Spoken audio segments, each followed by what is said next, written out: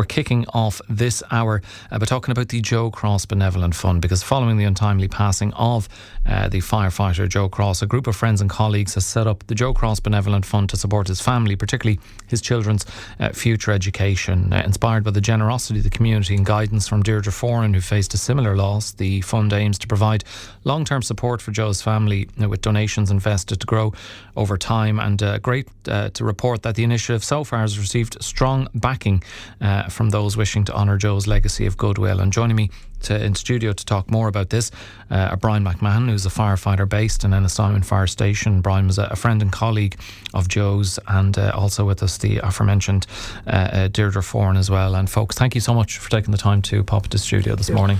Thank you, Alan. We were chatting, Brian, off air about Joe, and I was saying, talking about him previously being on Morning Focus, going back 4 years now, and we've been mentioning he's kind of he was a real pillar of the community, be it sports, the services, like essential services like firefighting, but just a real fundraiser as well. We're talking about the 52 marathons he did in 1 year, which, as I was saying to you, if I ever do one in my life, I'll be happy with. But you were telling me that he was doing this he was fitting it around a really busy work schedule, which makes that incredible feat even more incredible.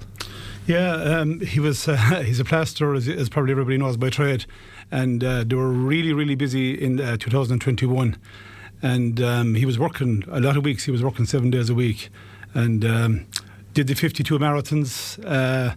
In that, did them all different times of the weekend, over a weekend or whatever, maybe early in the morning to avoid the heat of the day, or late in the evening, whatever.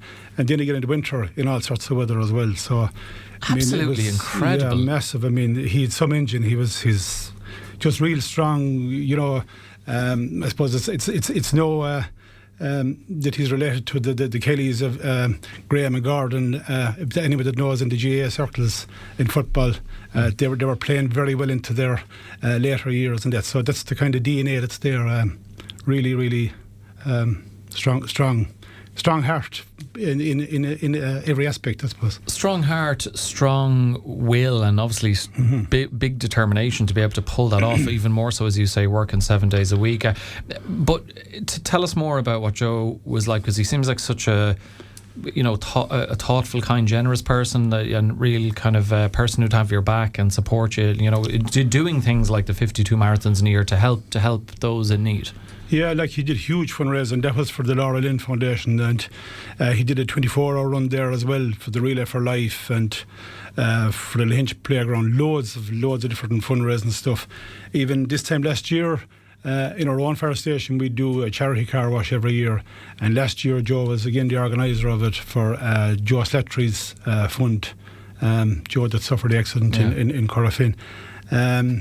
And loads of stuff like that in the station. Noel and Mark are Avian's Pink Tie. So there's a lot of other fundraising that goes on, and Joe has a fingerprint and all that kind of stuff, and all across the community, and all the other stuff he did. And just a good human being. Great. I mean, as you know, I've often said the word no wasn't his vocabulary. He mightn't commit to doing something for you straight away, and it could be a few false dawns, but he'd always get around to helping everybody he could. And it might take a bit of time, but he got there eventually. But Superman. I mean, he was, as you said, a man in your corner. He'd have your back. There was no, I suppose, myself and my wife were talking one night a few weeks before Joe's passing, and we were both one of her own childhood friends that had a brush with cancer, and thankfully she's recovered. We were just talking about that. We ran about our good friends and all that, and we were saying, your top three friends, who'd they be? And I'm delighted to say that Joe would be in my top three.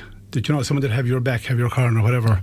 I can't say on air, obviously, who the other two would be in the top three, or anybody else. No, we don't want to get you in trouble, especially this close to Christmas. But yeah, I mean, Joe he's just incredible, and I would have a lot of stuff done with Joe myself.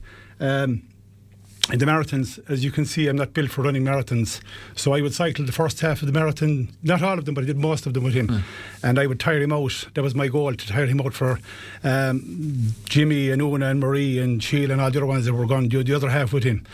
So that was my task. And so I'd have a lot of chats with Joe, and he just needed a company just to relieve the boredom and all that kind of stuff of the run. So on the back roads and that, you'd have a good opportunity to have good chats and talking about family and stuff. And he was real family man, and like the way he adored Breed and Tegan and Orden, like it's Well, as you say, Brian, like he had people's back, so it's great to see that in these tragic, awful circumstances, all of you in the local community have his family's back and are kind of paying his generosity a spirit forward. And Deirdre, you reached out to help after hearing about Joe's passing. But could you tell us a bit about your own experience of losing Ollie, your husband, so suddenly 20 years ago, and the situation that left you in, raising 5 young children after such a devastating loss? Well, it's almost 21 years ago now. So Ollie had got a virus when he was 30 years of age, damaged his heart. So he had cardiomyopathy and AFib as well. So he did his best to survive as long as he could, and one of those things that he did was swim. So unfortunately he died while he was swimming in the pool in the Hinch, sudden adult death. And I guess even though we had 16 years where his health was always an issue, I guess if you live long enough you think you're never going to die, maybe. So yeah, I had 5 boys at the time. The eldest was 20, the youngest was 1. And I guess because he died in a public place, there was questions that there may be an inquest, which delayed a death cert. I didn't get a death cert for Ollie. He died in February. I didn't get it until the following year in July. Oh God, that's an awful long wait, isn't it? And that must have compounded the heartache and grief you're going through. Yeah, and definitely anyone that says money doesn't matter has plenty of money, because money does matter. I was self-employed, draftsman at the time. I'm an engineer now, and I had to go back to work. Everything was on hold. We had a bit of savings, but that wasn't long running out. Going back to work when I'd say it was the last thing in the world you felt like doing. And I guess that summer should have been spent with the 3 boys, the older boys who were home from college, but it was spent probably working instead. But that's you have to survive and you have to do it. So I think this fund for Breed and the boys is a cushion, and it's a necessary cushion. It will help her not worry, and the community, what they have done for her and the children, it's a legacy to Joe, but it also shows the character of the people of North Clare and Joe's friends, and what they want to do for her in his memory. As Brian was saying, the GoFundMe is closed now, but the bank account remains open until early 2026. I know it's Christmas and there's other charities. There's other events that are going to bring in funds for them. But I mean, 103,000 seems a lot. But the raring that's in those boys... many years ahead. 103,000, realistically. Now, it'll give her a chance to sit back, grieve, gather herself. The loss is financial. Joe was a self-employed plasterer. Mm-hmm. There's a plasterers fund, a life insurance with plasters that he may or may not be able to get. But other than that income is gone.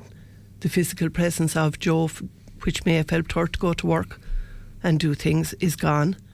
And she's grieving.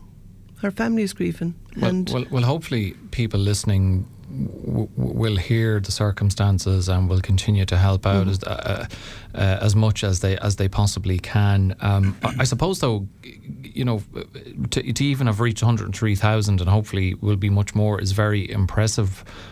Brian, I mean, for how long has the Benevolent Fund been a going concern to reach such an impressive figure? Only the last few weeks. I suppose I knew I had to do something myself. I suppose the way I looked at it, Alan, was that if I was an unfortunate person to suffer that accident that Joe suffered, I can guarantee you Joe would be out running marathons to raise money for my family. So there's a compulsion on me to do something to help Joe's family.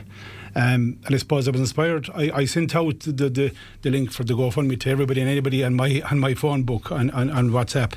And Deirdre came back to me, I suppose, responded with a private message to me, is there anything more she could do? Obviously we just heard her history and that, and she knows the consequences and that. So that's gave me further impetus then to set up this, because there's a lot of businesses, there's a lot of contractors that Joe worked for. There was people that couldn't use the GoFundMe link. Elderly people, they'll kill me for saying this now and giving them that title, but they wanted to give money, so we just set it up. They could go into the bank, do their electronic transfer over to this fund. And I suppose what we're hoping to do with it at the end, we're talking to Breed about it and all, is to just invest it for a number of years and be there then for whatever issues arise in the future.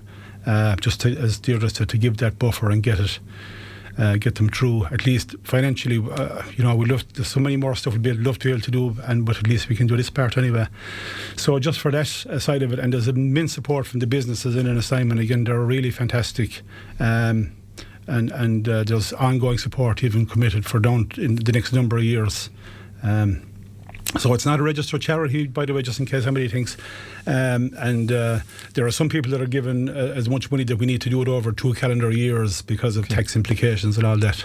So that'll just give you an idea of the level of support that's there. It's phenomenal. And just that opportunity as well. I was speaking to Breed the last few days, and she just wants, on behalf of the Crosse and Nagle family, just to express her thanks and gratitude to everybody that has given support during Joe's bereavement initially, and following on from it. The support locally has been incredible. Well, that's what community is about, isn't it? To express our thanks and gratitude on behalf of the families. So. Yeah, that's what community is about, being there in your hour of need.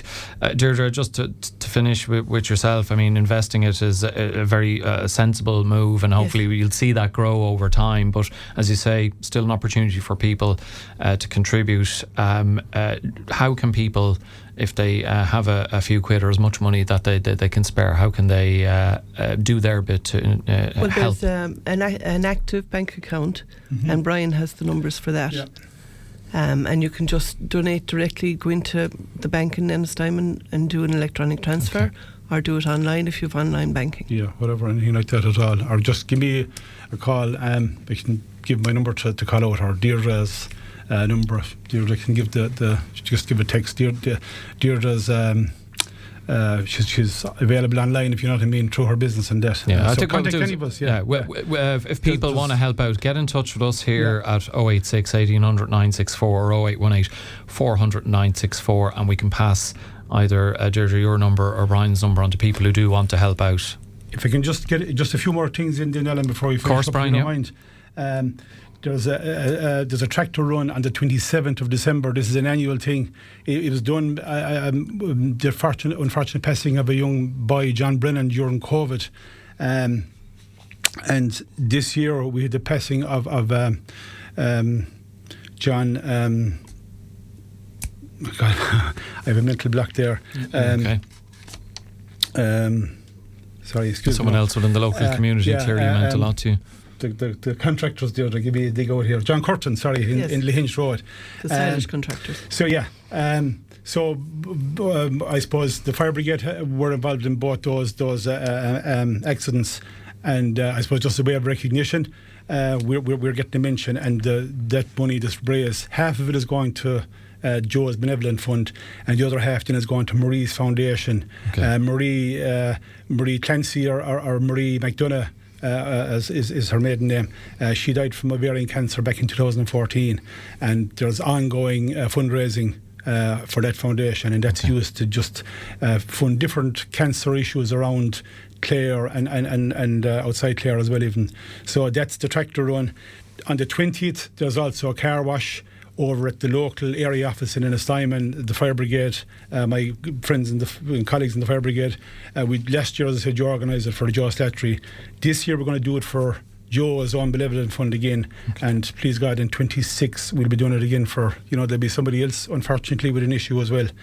And just very finally, I suppose, if you can't afford to give money to any of these things as well, if you just want to be able to do something in Joe's memory, I introduced Joe to kayaking a number of years ago, and he's brought his own family into kayaking and all since. And the other thing I introduced him to was making blood donation. And there's a blood donation clinic in Ennistymon next Monday and Tuesday evening.